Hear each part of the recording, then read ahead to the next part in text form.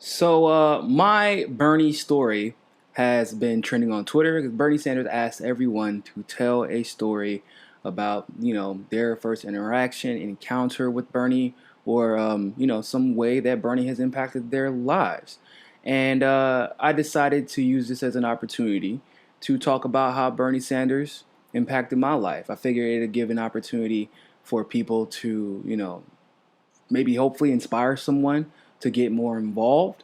Show people, where you think you may be going and where how you don't know exactly where you're going to end up, but you just got to roll with the punches sometimes, and also give people a little bit of insight to my story so that people can kind of gather where I'm coming from most of the time with most of my political analysis.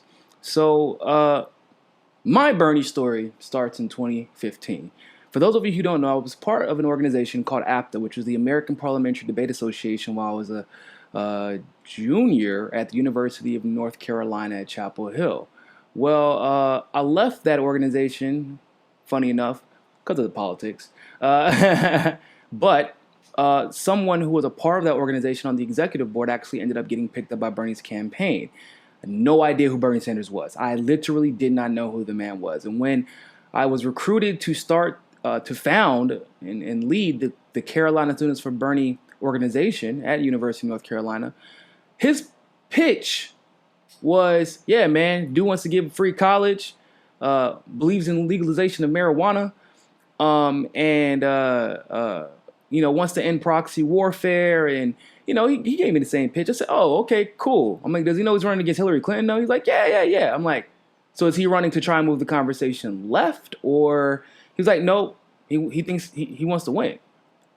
So I'm like, okay, well, I'm going to look into him and I'll let him know. So I checked in. I looked at the polls. This is before we knew the truth about polls. But I looked at the polls in May of 2015.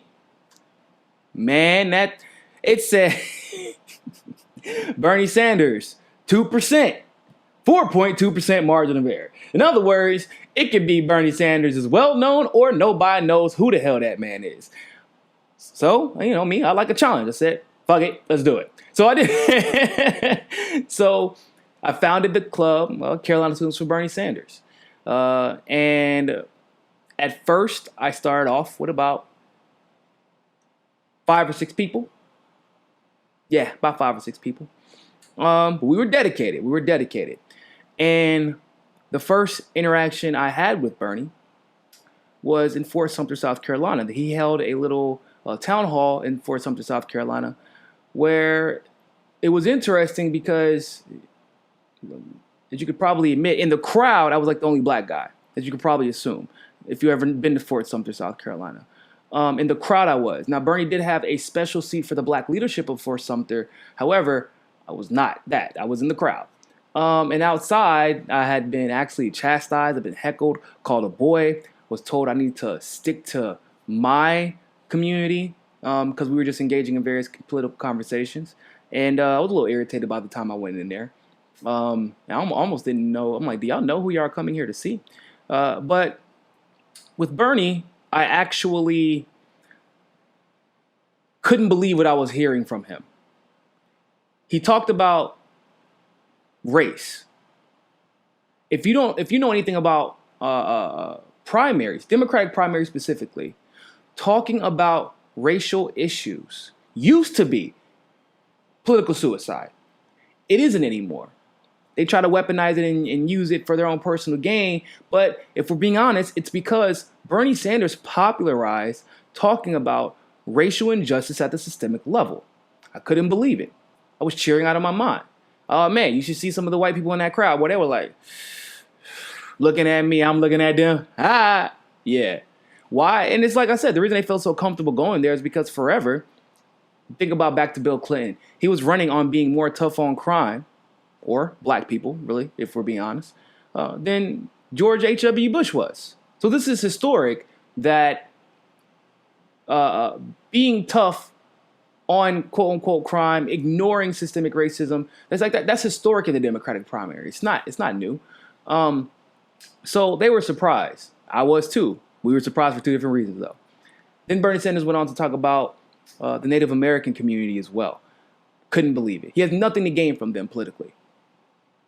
Still talked about it though. I was cheering profusely. Like, I mean, going crazy. Me and my team, all 6 of us at the time.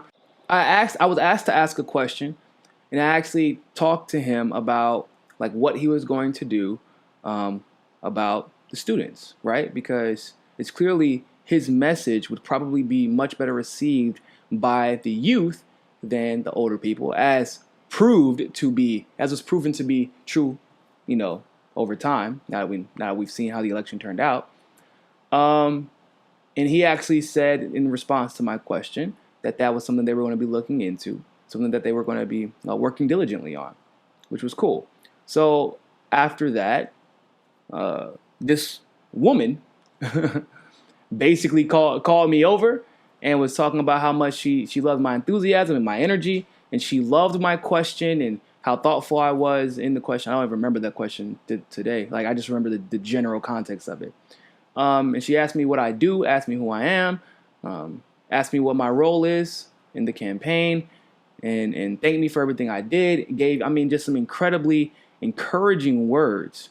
Didn't know who she was, though. Didn't know who she was. I still appreciated the words. And we had like a pretty, it was quick. It was like a 5-minute conversation. But, I was talking about like, yeah, it's difficult, though. It's difficult being a black man in charge of an organization like that for something of this magnitude.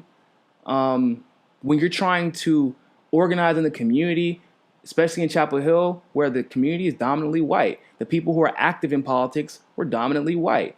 And I was young. I was a weird in-between phase. I was 25, 26 at the time.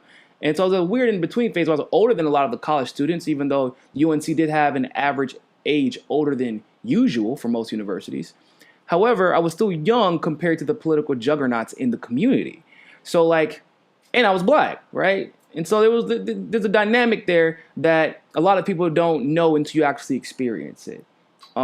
Being black and working exclusively, with black organizations is different than being black leading a predominantly white group just because of the nature of Chapel Hill and being taken seriously. It's just social. That's just how social dynamics of anything work when you're talking about corporations, businesses, or political organizing. And so I had dealt with a lot of things up until that point, trying to get everything organized.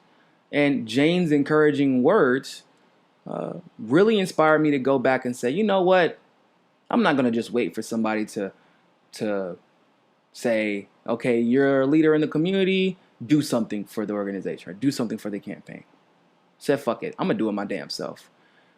But before I went back, she said, you know what? I really want you to meet my husband. Still didn't know who this woman was. She said, hey, Bernie, come over here. I want you to meet somebody.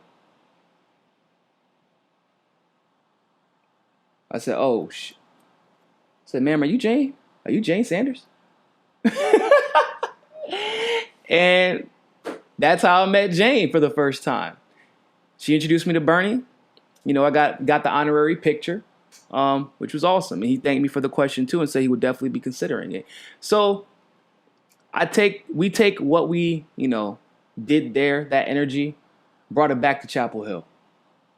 From there, we created the largest Bernie Sanders organization in the country. We were in the New York Times. Constantly, I was in the press a lot back then just for being in charge of the organization.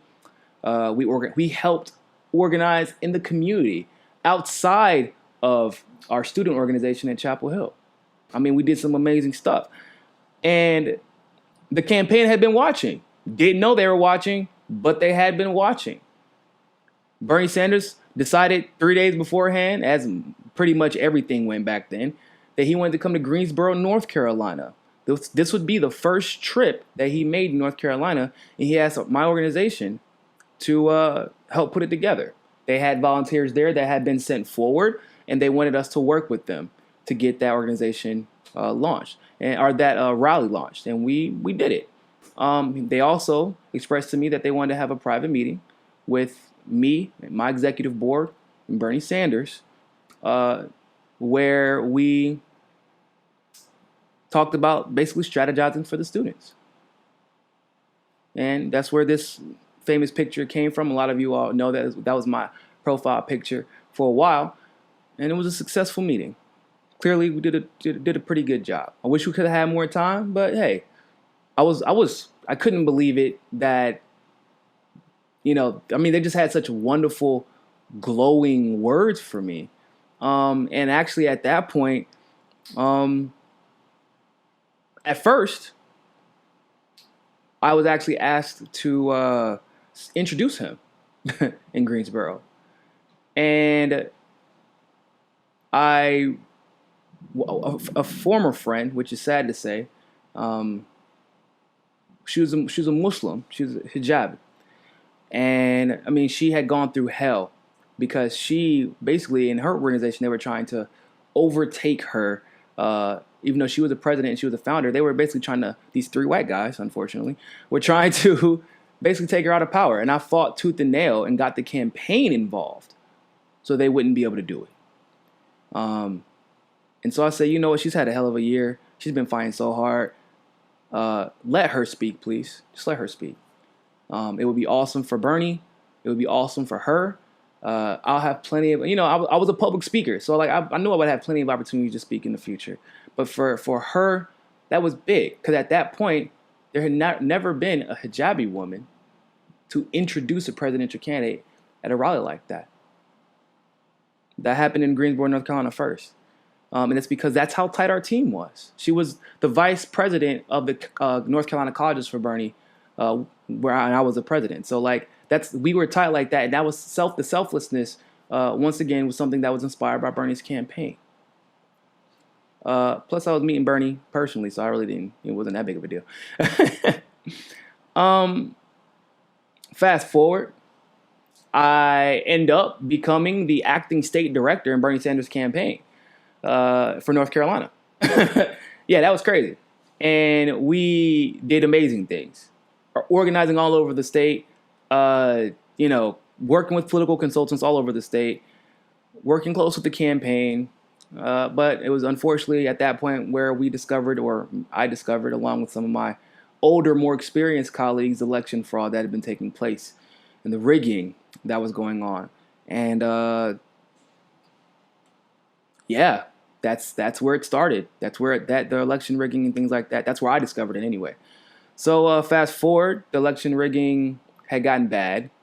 I actually stepped down so that I can step down from Carolina students for Bernie Sanders as president. I stepped down from North Carolina colleges for Bernie Sanders as president so that I could look into the election rigging. I met Jared Beck, Elizabeth Lee Beck. Together we created the DNC fraud lawsuit. Also, I was the one who broke the story about the Hillary Clinton Victory Fund because of me being a state director and the connection that I had from there. Later on, I got my own radio show on Awake Radio, iHeartRadio. Eventually, I was on American Freedom Radio. That have obviously evolved into me having my own YouTube channel, and now I have my own media network.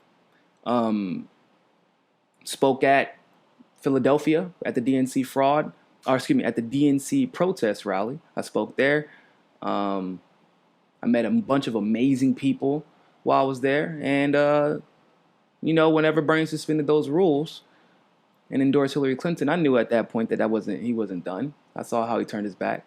But, I shed tears right along with everybody else.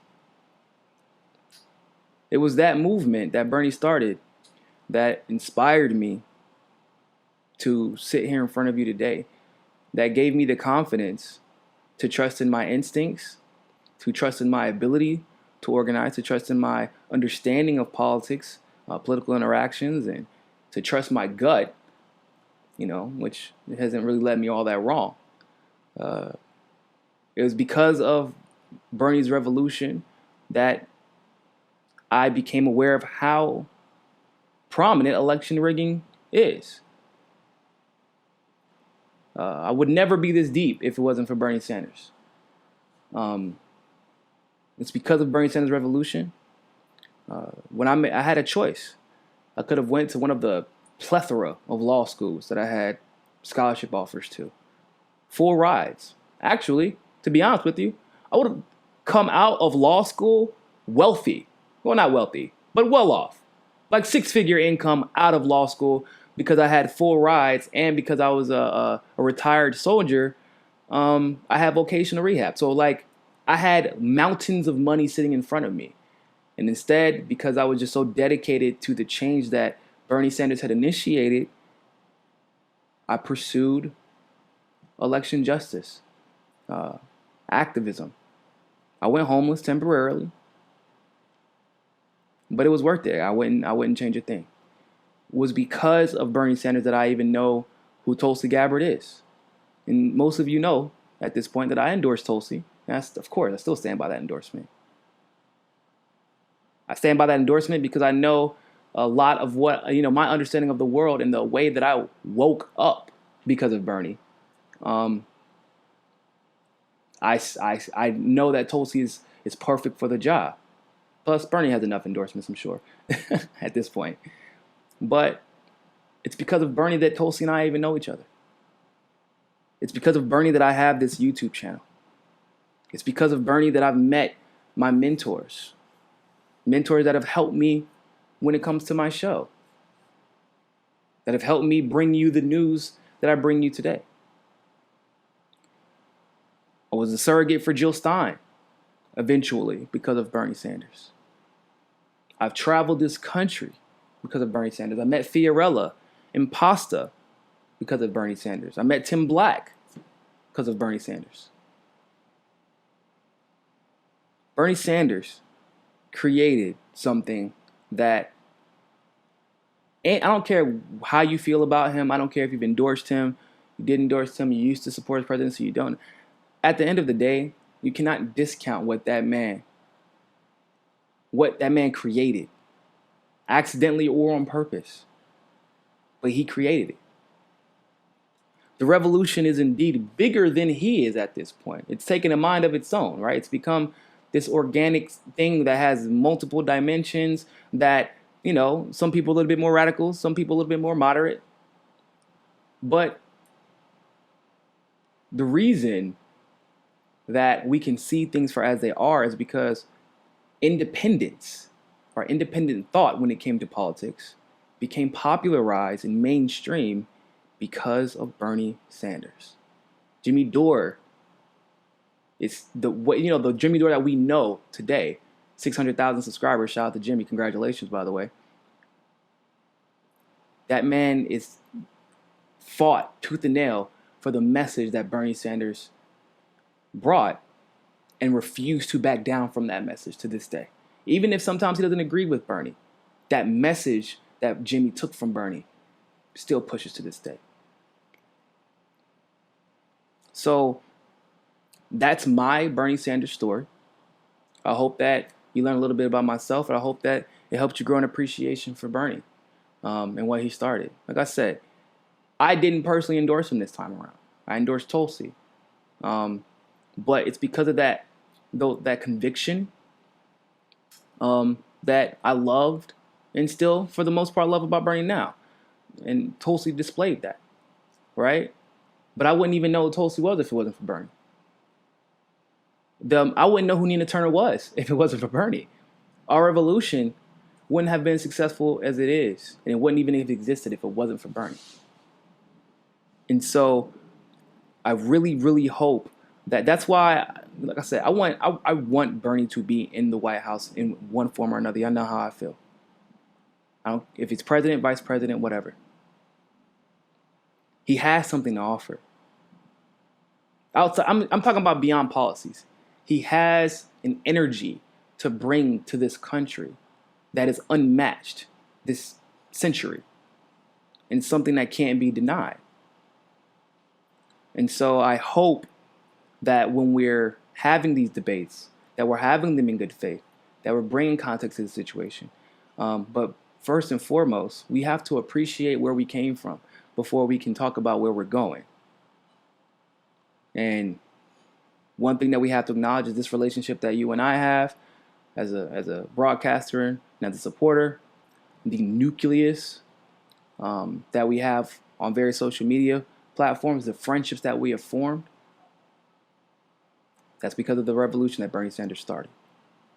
Hey, don't forget to subscribe and hit the notification bell to get all of our notifications if you like that episode of Mikasa Sukasa. You can also help continue to grow our show by donating to our Patreon and helping us hit our goal of 500 patrons.